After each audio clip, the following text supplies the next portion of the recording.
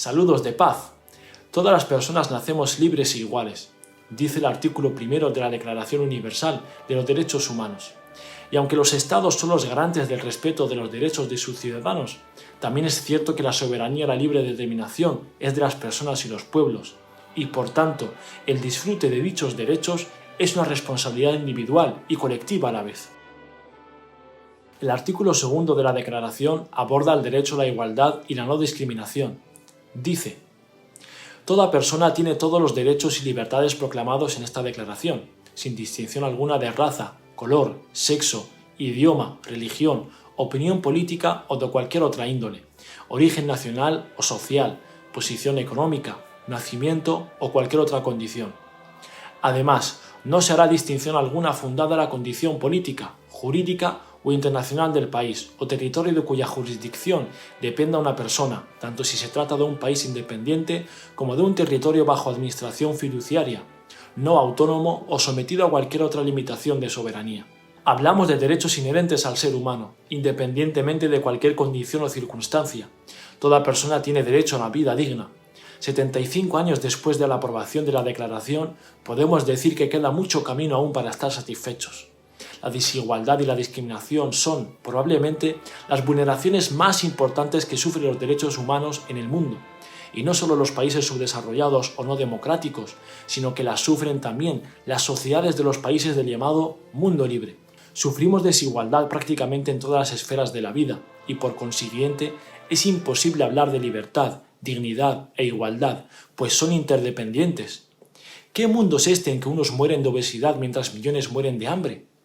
¿Qué mundo es este en que unos pocos, los poderosos, explotan y esclavizan a millones y millones de seres humanos, sometiendo a países y pueblos enteros? ¿Qué dignidad y qué libertad puede haber cuando uno y una nacen en países bajo una dictadura o una ocupación extranjera directa?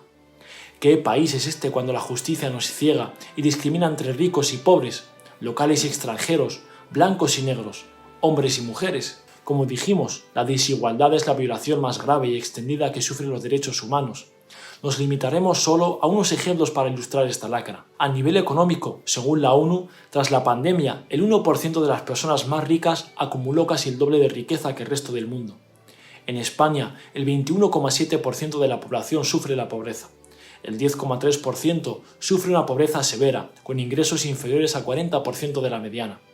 La pobreza es la mayor violencia estructural y está detrás de muchos fenómenos violentos. Según las organizaciones humanitarias internacionales, con dedicar 50.000 millones de dólares al año, se podría acabar con el hambre en el mundo y con la pobreza.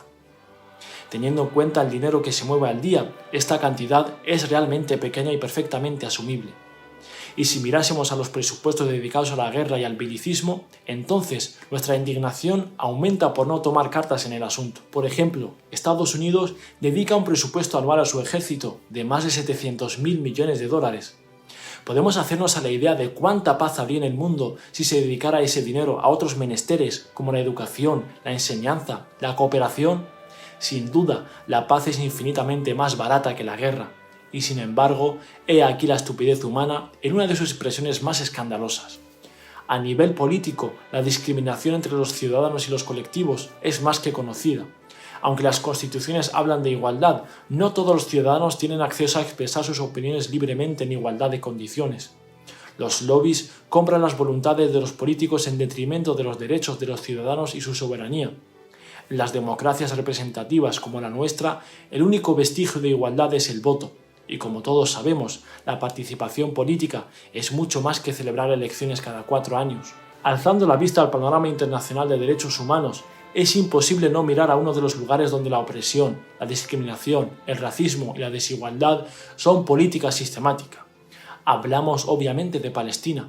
Los palestinos padecen la ocupación colonial desde 1917, primero por los británicos y después por el movimiento sionista. Y aunque el derecho internacional es claro al respecto, las autoridades y los colonos sionistas ejercen todo tipo de humillación, discriminación y violencia. El panorama es tan desolador que los organismos internacionales hablan de genocidio, limpieza étnica, crímenes de guerra y de apartheid. ¿Y qué hace el mundo libre? ¿Qué hacen los países que tanto presumen del respeto de los derechos humanos? ¿Qué hacen el país de la Estatua de la Libertad y el continente Jardín de Libertades al respecto? Apoyan el genocidio, arman a los genocidas y acusan a los palestinos que resisten de terroristas. Y ello a pesar de que el derecho internacional garantiza el derecho de los pueblos a defenderse de la ocupación y luchar por su liberación por todos los medios a su alcance, la vía armada inclusive, con la única condición de no violar el derecho internacional humanitario. Los crímenes israelíes en Gaza y el resto de Palestina llenan los informes de las Naciones Unidas y de todos los organismos internacionales, y sin embargo no hay consecuencias. Es más, algunos los premian con la medalla de oro o las llaves de la ciudad, como lamentablemente ha hecho el Ayuntamiento de la capital de España, Madrid. Una vergüenza que perseguirá a nuestra ciudad por mucho tiempo. Dicho esto, hay que reconocer que no todo es negativo. La ciudad de Barcelona hizo justo lo contrario, condenando los crímenes sionistas y rompiendo sus relaciones con las autoridades de la ocupación israelí. Los cálculos económicos y geoestratégicos valen más que la humanidad de los palestinos, valen más que nuestra humanidad, porque la humanidad es una e indivisible. ¿Qué podemos hacer nosotros al respecto?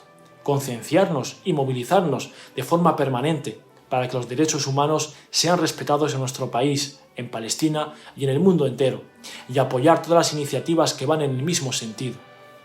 Paz.